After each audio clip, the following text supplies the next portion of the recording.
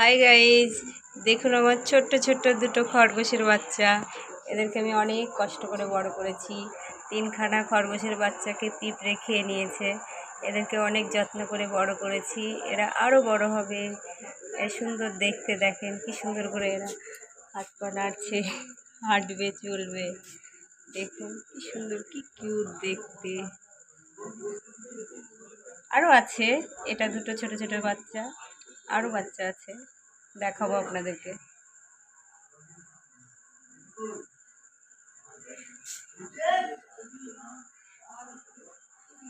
দেখুন চলবে, ফিরবে, হাত পা ঝুলকবে, কি সুন্দর লাগে দেখলে, মনে হয় এদেরকে আদর করি।